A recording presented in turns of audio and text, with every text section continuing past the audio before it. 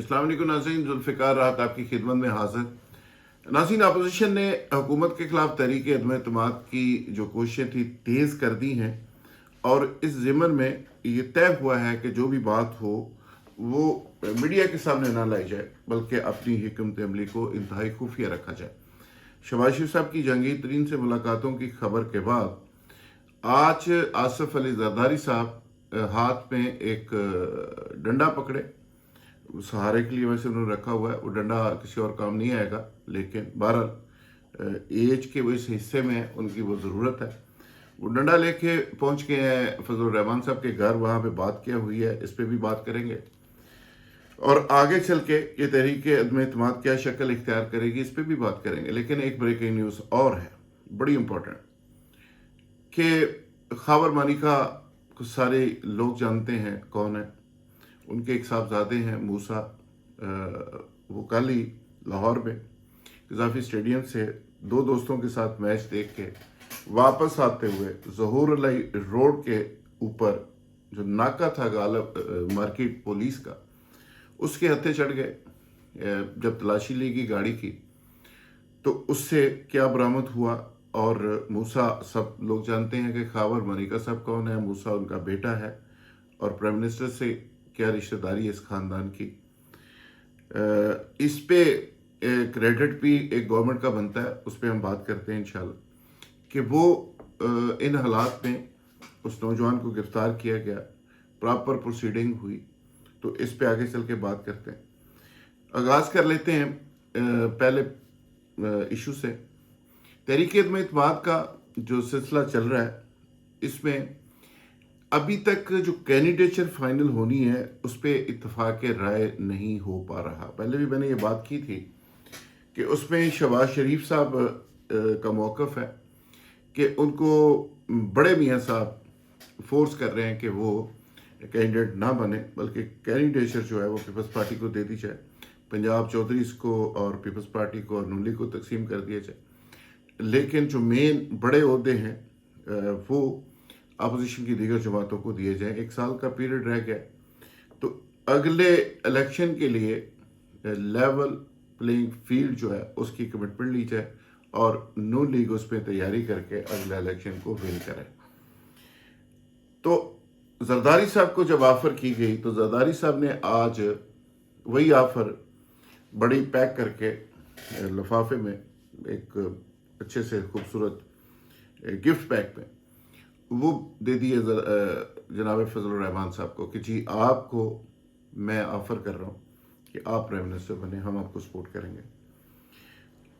सबकी 23 पे नज़रें हैं और ये जो अबूरी पीरियड होगा इस पे कोई भी प्राइम मिनिस्टर बनने के लिए इंटरेस्टेड नहीं है और सब लोग एक दूसरे के ऊपर डाल रहे हैं। पीपल्स पार्टी की ख्वाहिश है कि जब भी प्राइम मिनिस्टरशिप आए वो जरदारी साहब बने या बिलावल साहब बने, नीचे किसी के पास नहीं जानी चाहिए। नून लीग भी यही सोच रही है कि हमारे घर में ही आए, अगर शहबाज शरीफ साहब इसमें नहीं बनेंगे तो कोई और बंदा पार्टी का नहीं बनना चाहिए। तो फजल रहमान साहब का कुरा निकल रहा है। अब देखें फजल रहमान साहब हाँ करते हैं ना करते हैं, लेकिन बहरहाल ये कुरा निकल आया। चौधरी बरदरान को चीफ मिनिस्टर पंजाब की ऑफ़र कर दी गई है बाकायदा तौर पर। उस पर मशावरत के 2 सेशन हो चुके हैं काफ लीग के और परवेज़ लाई साहब को मुकम्मल इख्तियार दे दिया गया है कि वो अब फैसला करेंगे कि हुकूमत के साथ रहना है या अपोजिशन के साथ जाना है। लेकिन अपोजिशन ने काम तेज़ कर दिया और उसकी अपोजिशन की तेज़ियों के पीछे बाकायदा हाई ऑक्टेन ऑयल डाला गया और वो सब जैसे पहिए नहीं लगाए जाते वो पहिए बाकायदा लगाए गए। तो उसका नतीजा ये है कि अपोजिशन बहुत ज़्यादा तेज़ी के साथ आगे बढ़ रही है। हुकूमत अपनी हिकमत अमली तय कर रही है। हुकूमत ने एक एहतसाबी रेला डिज़ाइन किया था, कहा यह जा रहा है कि उसको ब्रेक लग गई है। उससे आप अंदाज़ा लगा लें कि वो ब्रेक कहाँ से लग सकती है। अपोजिशन का ख्याल था कि शरीफ बरदरान तो कम अज़ कम हमज़ा और शहबाज को तो फौरी अंदर जाना चाहिए, लेकिन अब वो प्रोसीडिंग थोड़ी सी रुक गई है। फाइलें बड़ी तेज़ी से मंगवाई गई नए साहब एडवाइज़र साहब ने, लेकिन अब उसको लग गई है ब्रेक। ब्रेक लगने का मतलब ये है कि दाल में कुछ काला है, कुछ गड़बड़ ज़रूर है, लेकिन उसका नतीजा حتمی طور پہ ابھی یہ نہیں کہا جا سکتا کہ یہ نکلے گا کہ عمران خان فوری طور پہ گھر چلا جائے گا، ایسا فوری طور پہ نہیں کہا جا سکتا، لیکن وہ بریک لگنے کا مطلب یہ ہے کہ حکومتی حکمت عملی کو سٹاپ ہونے کا مطلب یہ ہے کہ کہیں سے کچھ نہ کچھ ڈائریکشنز اور کچھ نہ کچھ معاملات چل رہے ہیں۔ تو یہ تو ہو گئی طریقہ اعتماد کی بات۔ دوسری طرف موسیٰ صاحب جو لاہور کی اکثر محفلوں میں پارٹی وہ ہے، بنیادی طور پہ اپنا تعارف step son of prime minister بھی کروا دیتے ہیں اور لوگ ان کو ڈسکس کرتے ہیں، حالانکہ نہیں کروانا چاہیے۔ کچھ لوگوں کا خیال ہے، بلکہ دعویٰ ہے کہ انہوں نے کارڈ شارٹ بھی چھپائے ہوئے ہیں۔ اسی طرح ماضی کے اندر بھی بہت سارے عہدیدار، بہت سارے ان کے رشتہ دار ایسے ہوتے تھے جنہوں نے brother of D C O, brother of D P O, brother of فلانا، سن آف فلانا، اس کے بھی کارڈ شارٹ چھپائے ہوتے تھے۔ تو یہ نوجوان کو بھی ایسا خاصا شوق ہے، پینے پلانے کے بھی شوقین ہے صاحب۔ تو ان سے بڑی سادہ قسم کی ان کی گاڑی سے 2 ملینیم کے بیئر کے ڈبے برآمد ہوئے اور سفائر کی ایک بوتل ہے جو پاکستانی مری بروری والے بناتے ہیں، 1200 روپے کی ہوتی ہے۔ اس کی اب 2 چیزیں ہو سکتی ہیں۔ ایک تو پیکا آرڈیننس کے بعد مثبت رپورٹنگ کرتے ہوئے ہم یہ کریڈٹ دے سکتے ہیں کہ حکومت کے جو باثر ترین خاندان ہیں ان کے اندر بھی کرپشن کا لیول کم ہوا ہے۔ لوگ ایسے کہتے ہیں کہ خاور منیکا صاحب بڑی کرپشن کر رہے ہیں، لیکن اس واقعے کے بعد تو میں کریڈٹ دینا چاہوں گا اس کی سادگی کو کہ اس کے برخودار بیٹے سب کو پیارے ہوتے ہیں کہ وہ بیچارہ صرف 1000-2000 روپے کے اوپر گزارا کر رہا تھا، یعنی عیاشی کر رہا تھا، لیکن اتنی مہنگی نہیں تھی۔ ورنہ تو وہ کسٹمر رہے ہیں، بہت بڑے افسر رہے ہیں خاور منیکا صاحب، وہ باہر سے پیٹیاں شراب کی منگوا سکتے ہیں۔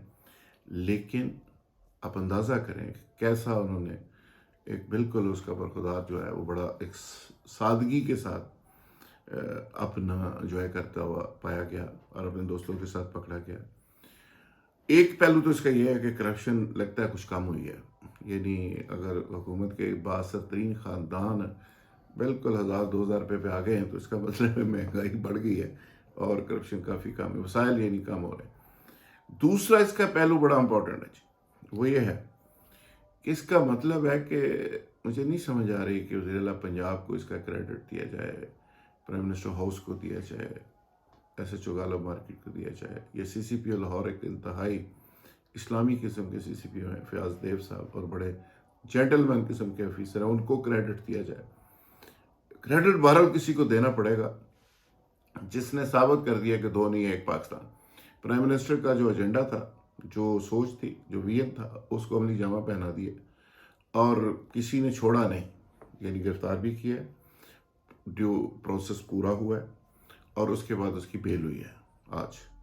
تو اس کا مطلب یہ ہے کہ 2 نہیں 1 پاکستان کا جو سفر ہے وہ شروع تو بہرحال ہو گیا۔ اس کا فیاض دیو صاحب کی مہربانی سے ہوا ہے، یا وزیر اعلیٰ پنجاب صاحب تو خیر دبئی گئے ہوئے تھے، واپس تو آ گئے، شاید ان کے نالج میں نہ ہو، لیکن یہ امپورٹنٹ ایک معاملہ تھا، نالج میں تو آیا ہوگا۔ لیکن اس کا مطلب ہے کہ حکومت نے ایک نئی مثال قائم کی ہے۔ حضرت عمر فاروق کا، ریاست مدینہ کا وہ زمانہ واپس آ گیا۔ یعنی اندازہ کریں کہ زبردست طریقے سے حکومت نے ایک دفعہ ثابت کیا ان کا اپنا ہو یا بگانا، جو چوری کرے گا، جو برا کرے گا، جو غلط کرے گا، جو نشہ کرے گا، وہ دھر لیا جائے گا۔ تو ہمیں ایسے ہی آئندہ واقعات کی، ایسے ہی انقلابی اقدامات کی توقع ہے حکومت سے، تاکہ 2 نہیں 1 پاکستان پریکٹیکلی بن سکے۔ بہت شکریہ، تھینک یو ویری مچ۔